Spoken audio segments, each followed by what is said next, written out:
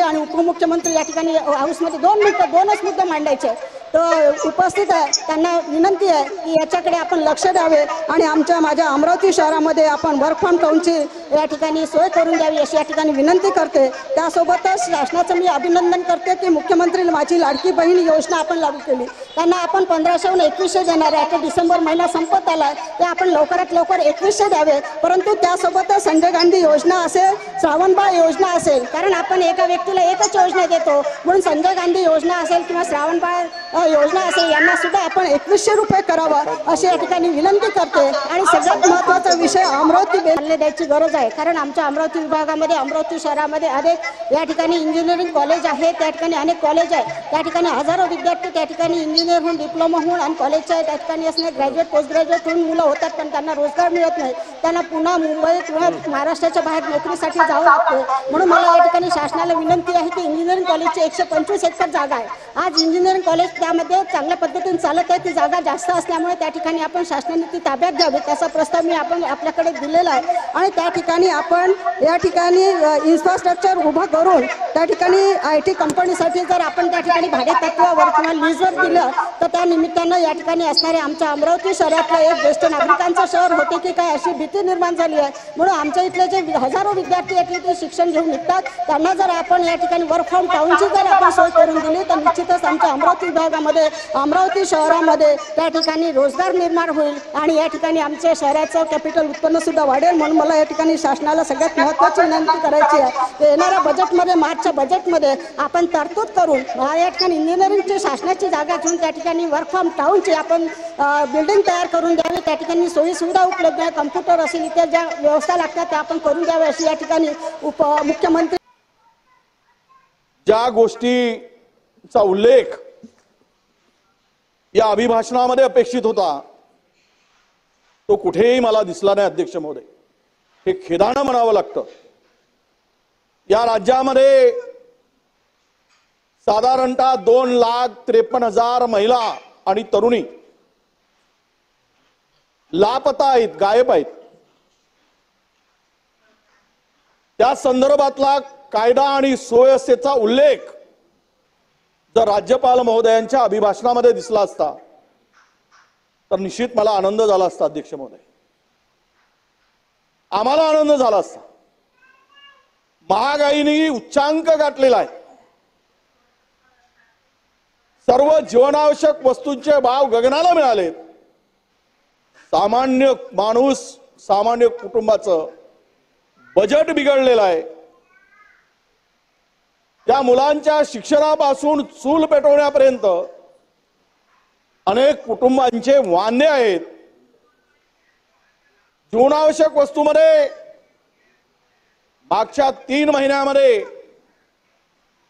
साधारणतः 28%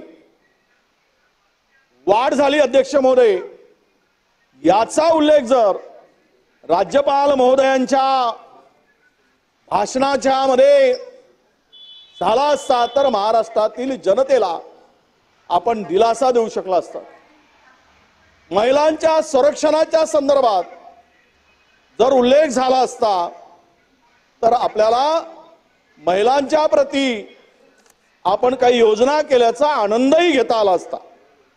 अध्यक्ष महोदय, 27-28 पर्यंत 2027 ते 2028 पर्यंत राज्यपाल महोदयांनी त्यांच्या भाषणात उल्लेख करताना आम्ही $1 ट्रिलियन इकॉनॉमी महाराष्ट्रामध्ये असणार अशा प्रकारचा उल्लेख केला. अध्यक्ष महोदय, हे उल्लेख करत असताना या राज्यावर असलेलं एकूण कर्ज, या राज्याची एकूण आर्थिक परिस्थिती यावरही थोडासा प्रकाश टाकण्याची आवश्यकता होती. अध्यक्ष महोदय, आज राज्याच्या आर्थिक परिस्थिती संदर्भात अत्यंत जे काही समोर येत आहे त्यातून राज्य दिवाळखोरीच्या मार्गावर आहे काय असा प्रश्न महाराष्ट्रातील जनतेच्या पुढे आहे. अध्यक्ष महोदय, आणि मला वाटतं की नव्या सरकारच्या समोरचं एक मोठं आव्हान आहे. साधारणतः महाराष्ट्रावर आजच्या घडीला 8 लाख ते 9 लाख कोटीचं कर्ज आहे आणि आपण लाडकी बहीण योजना आणली, त्याच्यावर 46,000 कोटीचा अतिरिक्त भार म्हणण्यापेक्षा तो भार अर्थव्यवस्थेवर पडणार. आम्ही त्याचं काही लोकांनी स्वागत केलं. तुम्ही नंतर 1500 वर 2100 आणायचा निर्णय घेतला आणि ते तुम्हाला द्यावं लागणार आहे, कारण तुम्ही तुमच्या जाहीरनाम्यामध्ये, महायुतीच्या जाहीरनाम्यामध्ये याचा उल्लेख आहे. ते कधी देणार? 1500 देणार की 2100 देणार? महाराष्ट्रातील जनता आणि लाडक्या बहिणी आमची वाट बघत आहे. परंतु यामध्ये अध्यक्ष महोदय, साधारणतः यामध्ये राज्यावर 55 ते 58,000 कोटी रुपये अतिरिक्त ताण वाढलेला अध्यक्ष महोदय. आणि तुम्ही हे योजना आणत असताना 200 कोटीच्या पेक्षा अधिक जाहिरातीवर खर्च केला गेला. जाहिरातीवर हे पैसे उडवले गेले. आणि याबरोबरच तुम्ही म्हणालात की आम्ही राज्यातील शेतकऱ्यांना कर्जमुक्त करू.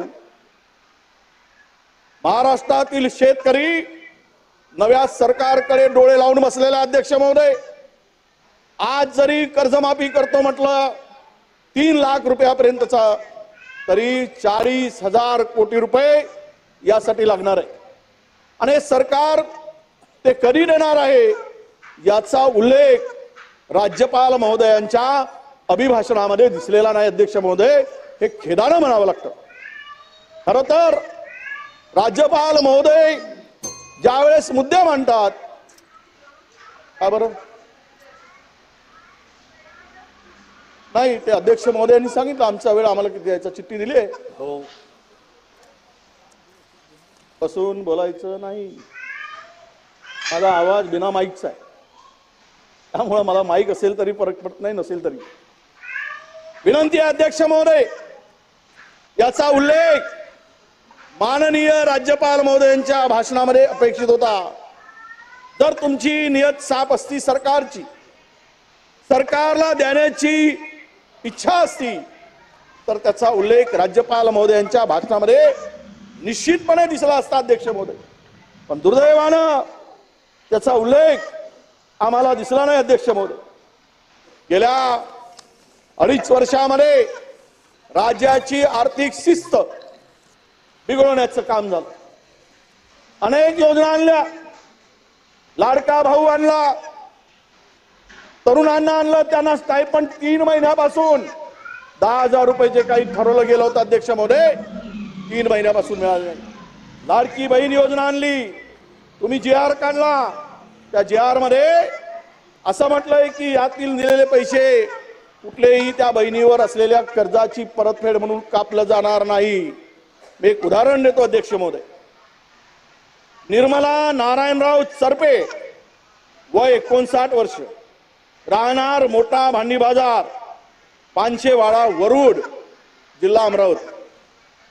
या महिलेच्या खात्यातून लाडकी बहिणीचे पैसे गोळा झाले आणि बँकेने ते सर्व पैसे बँकेच्या कर्जामध्ये वळती करून घेतले. मग तुमच्या या GRचा काय अर्थ आहे? तुम्ही कोणासाठी काढला हा GR? कशासाठी काढला? हा दाखवण्यासाठी आहे की इम्प्लिमेंट करायसाठी आहे? याची अंमलबजावणी होत नसेल, हे नावासह मी सांगितलं आहे. या महिलेला जर तुमची लाडकी बहीण म्हणून पैसे दिले आणि ती बिचारी कर्जामध्ये डुबली असेल, हे एक उदाहरण आहे. असे अनेक उदाहरण मला अध्यक्ष महोदय देता येईल. मला माहित आहे अध्यक्ष महोदय, ते आपल्याला 4 वाजेपर्यंत ही चर्चा संपवायची आहे. अनेक सन्माननीय सदस्य अजून बोलायचे आहेत आणि वेळ कमी असल्यामुळे आपण मुद्देसूद आपले या ठिकाणी सर्व मुद्दे मांडलेले आहेत. म्हणून आपण पुढील सदस्यांना वेळ देण्यात येत आहे. अध्यक्ष महोदय, 4-5 लोकांचा वेळ होता, त्यांचा वेळ मला त्यांनी दिलेला आहे, त्यामुळे मी अधिकचा वेळ घेतो अध्यक्ष महोदय. मला 1-2 मुद्दे परत आपल्या पुढे मांडायचे आहेत आणि मी माझं भाषण, माझे विचार मी संपवतोय अध्यक्ष महोदय. 2 मिनिटांमध्ये आपला मुद्दा मांडा. नाही, असं आहे अध्यक्ष महोदय, खरं तर राज्यपालांच्या महोदयाच्या भाषणावर आपण जो वेळ काढून दिला त्यातून पाहून घ्या, आपण पुन्हा त्यामध्ये माहिती घ्या की जो ज्या पक्षाला वेळ दिलेला असेल तो वेळेमध्ये आम्ही आहोत की नाही. जर नसेल तर मी खाली बसतो. त्याचं अवलोकन झालेलं आहे म्हणून बोलतो. त्यामुळं मी वेळ काढून आलेलो आहे, म्हणून आपल्याला विनंती आहे की मला 2-3 मिनिट द्या आणि मग त्यामध्ये मी माझं भाषण किंवा माझे विचार राज्यपाल महोदयांच्या यामध्ये मी माझं संपवतो. अध्यक्ष महोदय, विधानसभा निवडणुकीच्या